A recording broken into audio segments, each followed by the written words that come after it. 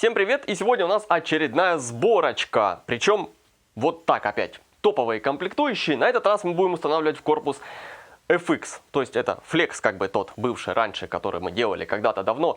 И я тут подумал, а ведь в этом-то году мы не сделали топовую сборочку в этом корпусе. Да, мы там собирали компьютер для Юли, кстати. Помните, такой синий был, но там не был топ. Да, там был средний бюджетик такой даже, я бы сказал, наверное, там даже не средний, да, бюджет был там, ну, только что i5, а так видеокарта там была начального, так скажем, игрового уровня. Но у меня люди спрашивают, а что если собрать в нем топовый комп, что если поставить блок питания, который, вот, собственно, есть в наличии в Украине и в России в магазинах именно Seasonic, а он бывает мощностью только лишь на 300 Вт, хватит ли этой мощности? И еще для... Так, изюминкой на торте будет у нас вот этот кулер, который ко мне уже приехал, лежал давно, а я вот все никак ни в одну сборочку его не поставил. Это у нас новиночка была несколько месяцев назад, или даже полгода, наверное. Значит, это C7, и это медный, но он у нас покрыт весь такой черным графеном. Мы посмотрим, что это за магия и работает ли она вообще. А с железом что вас познакомить? Ну, собственно, это опять-таки мой компьютер. Z390 материночка от Asus, процессор 9900K, но другого у нас нет, поэтому будем смотреть, на каких частотах оно будет там работать, и видеокарточка RTX 2070. Вот. Ну и конечно же, как и всегда, традиционно мы будем использовать кабель мод для блока питания Seasonic, потому что, ну, стандартные проводулинки это боль. Они большие, длинные, жесткие и не запитать топовую видеокарточку, поэтому... Сейчас соберем и посмотрим, как это будет работать. Опять-таки, поживу с этим компьютером какое-то время, поскольку вот, собственно, свой рабочий ПК буду туда ставить. И потом расскажу вам. Корпус у нас опять-таки вот алюминиевый, беленький, с акриловыми окошечками, поскольку мне так вот нравится. Хотя, собственно, я мог бы взять и без окошечек, но так некрасиво. У нас ведь все по красоте будет, поэтому хочется, чтобы... смотреть на это все. Но, конечно, если это все дело и с ним куда-то путешествовать и ездить, летать, то лучше брать без акриловых окон, поскольку вы их точно поломаете, вот я прям уверен в этом. А так, если просто на столе по красоте, то акрильчик заходит на ура. Но со временем, конечно, он поцарапается и все такое. Не будем о грустном.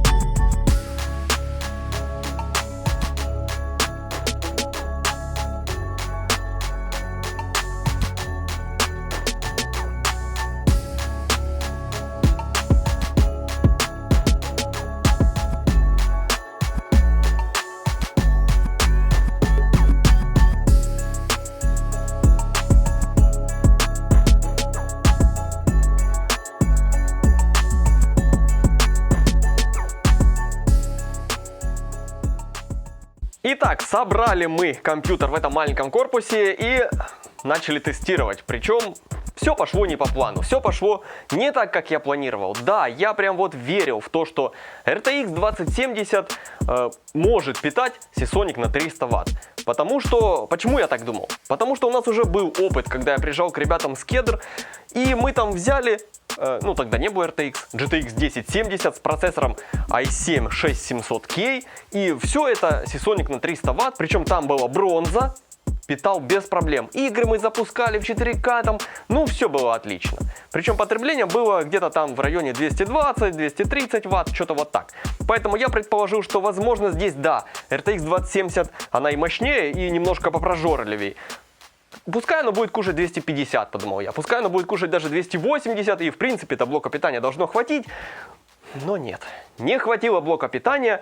Да, в стресс-тесте я, в принципе, смог нагрузить его даже на 330 Вт, и все прям работает. И никаких вылетов. Вот прям грузится, блок питания шумит, все работает. Но стоит запустить любую игру или 3D Mark, как сразу вылет. Причем потребление не превышает даже 250 Вт. И сразу вылет. То есть вот почему-то что-то там как-то не работает, и вот 300 Вт блока питания не хватает, надо мощнее. То есть, если собираем прям топовую сборочку на RTX 2070, то нужно блок питания либо на 350, либо даже лучше на 400 Вт купить, и тогда вот прям будет все красиво. Но эти блоки питания, конечно же, не так просто купить. Ни в России, ни в Украине. Нужно где-то на Amazon заказывать. И хорошо, если вы знаете, что такое есть вообще Amazon, и как там заказывать, то вам вообще, вы вообще красавчик тогда по жизни. А если вот это впервые для вас сейчас на слуху, и вы сразу такие, что это, как это, то, конечно, да, это прям печаль, боль. Вот. Поэтому, ну тогда видеокарту поменьше нужно брать. Потому что, чтобы работала RTX 2070 с блоком питания Seasonic на 300 Вт, возможно, нужно поставить более слабый процессор, но я думаю, все равно будут вылеты. Мне удалось, чтобы оно играло нормально, только если я убрал 500 МГц частоту видеокарты и power limit на 70%. Тогда все работает. Но, конечно же, кто так будет делать? Покупаем такую дорогую и мощную видеокарту и вот так ее подрезать. Это ни в какие ворота. Следующим небольшим разочарованием был вот этот кулер от Cryoric C7 Графен. Нет, ну по сути это да, графен вроде как, все хорошо, но вентилятор, о, это боль, ребят. Вот если честно, что это за... Почему он работает так шумно и почему он так плохо охлаждает-то собственно? Да, поставил я Noctua, вот он, где он у меня тут, вот этот. Здесь у нас 2000 оборотов, при этом шума естественно меньше, потому что стоковый у Cryoric там 2600 и шума больше. А по температурам то же самое. Представьте, эта штука работает тише, а по температурам то же самое. Да, вот цвет такой, все дела, но уже сегодня я видел вот эти вот заветные фоточки анонса черных Chromax Noctua. Очень жду, когда они выйдут. И тогда вот прям все будет по красоте. И тогда прям будет хорошо. Ну а сегодня, покупая такой дорогой, казалось бы, кулер, еще думаешь, что может быть пойти в магазин и докупить вентилятор, чтобы вообще как это, что это такое? Ну вот как-то так, да. Что касается температур, теперь давайте поговорим все-таки, какие ж тут температуры, даже несмотря на то, что вот все пошло по бороде. С температурами у нас видеокарта, значит, ну, когда мы ее грузили стресс-тестами, а именно MSI комбустером вот этим, тогда у нас были температуры что-то там 80 градусов максимум, но при этом видеокарта не крутила свой вентилятор на всю. Если прям врубить на всю, то температуры падают. Но тогда и шума очень много. Поэтому вроде как Gigabyte решили, что 80 градусов это еще не критично, и поэтому вентилятор на всю не крутится, нет. Как-то шума так вот нормально, ну как бы дискомфорта больше вызывает вот блок питания. Там вот этот маленький вентилятор прям турбина такая, и там шумит. А видеокарта как бы, ну так, шумок, да, 80 градусов, все дела. Что касается процессора, да, у нас здесь i9, и, собственно, если он начинает кушать больше 100 Вт, то, естественно, 100 градусов, тротлинг, все дела. Потом он начинает кушать чуть меньше, в районе 95 Вт. И вот когда он кушает 95, да, то в стресс-тестах у нас частота была, кстати, даже 4,6 по всем ядрам. И при этом все нормально. Температуры в районе 70-75 вот так колеблятся. То есть как бы кулерочек вроде как исправляется. Если поставить i7 какой-нибудь, то прям вообще будет хорошо. Ну а i9 это, конечно, уже перебор для такого маленького корпуса. Но у нас что было, то мы и поставили. И заодно проверили, как оно там будет жить. Собственно, такая же ситуация примерно, как и была вот с большим SXM 6,3 литра. в прошлом ролике. Здесь где-то будет подсказочка. Там то же самое было. Там хоть кулер был побольше Noctua L9X65, но все равно, конечно, i9 было не раскрыть весь свой потенциал.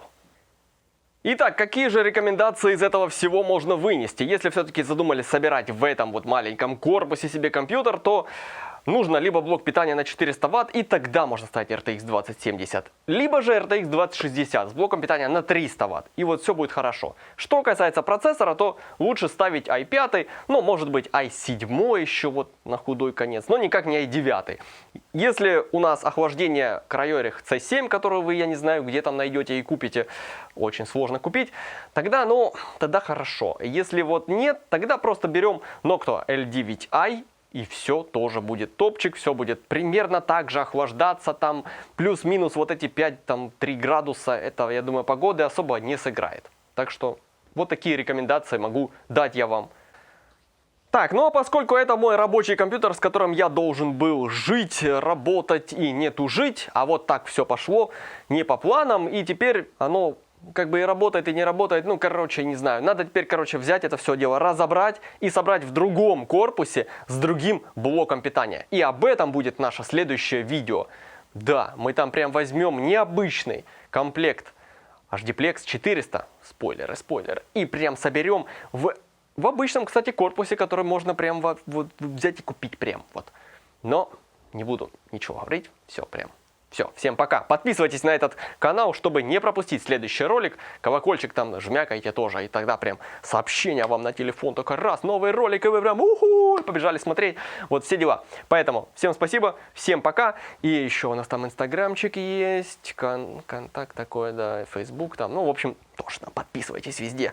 Все, давай, все, выключаем, разбираем, прям все, разбираем. Где моя отвертка? Отвертку мне.